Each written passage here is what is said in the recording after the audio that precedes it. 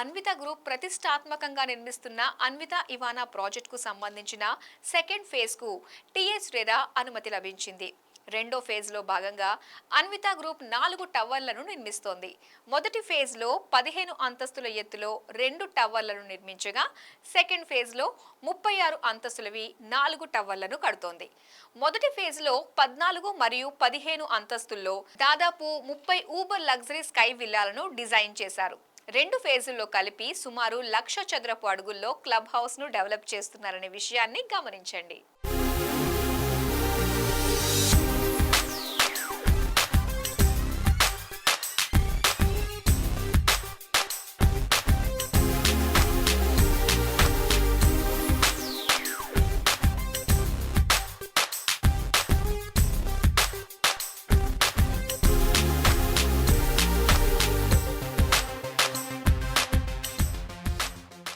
కోకాపేట్ తర్వాత అభివృద్ధి చెందడానికి ఆస్కారమున్న ప్రాంతం కొల్లూరు అనే విషయం అందరికీ తెలిసిందే.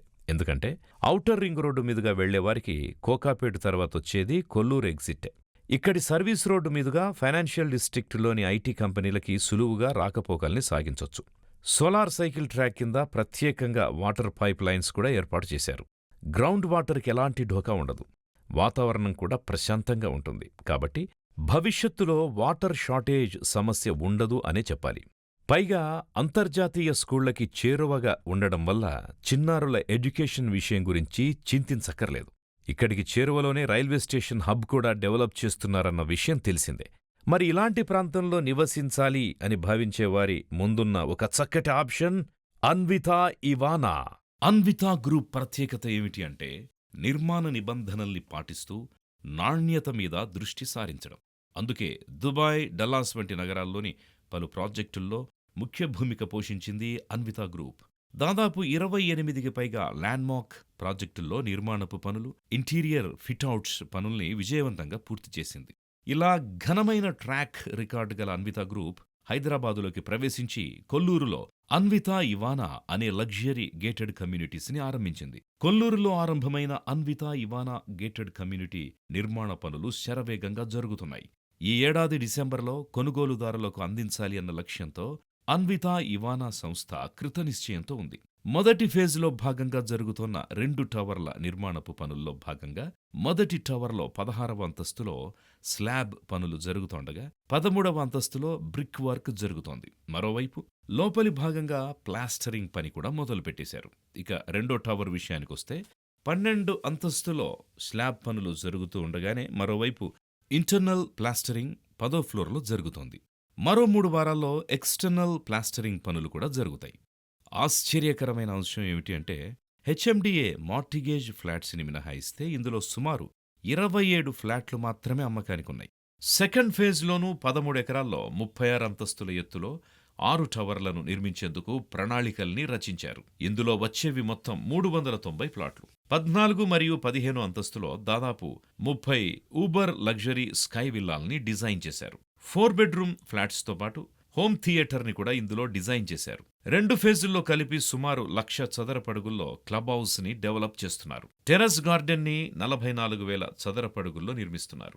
2 ఫేజుల్లో కలిపి దాదాపు 1,800 ఫ్లాట్లను అన్వితా సంస్థ డెవలప్ చేస్తోంది.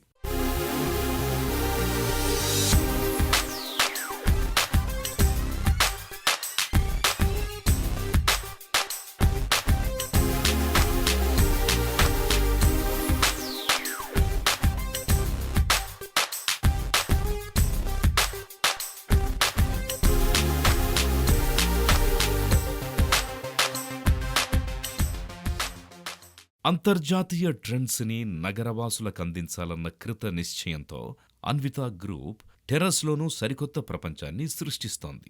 ఇప్పటివరకు హైదరాబాదులో ఈ తరహా ఆధునిక సదుపాయాలను ఎవ్వరూ ప్రొవైడ్ చేయలేదు. టెర్రస్లో ల్యాండ్స్కేప్స్ని, సీటింగ్ ఏరియాల్ని ఆకర్షణీయంగా తీర్చిదిద్దుతున్నారు.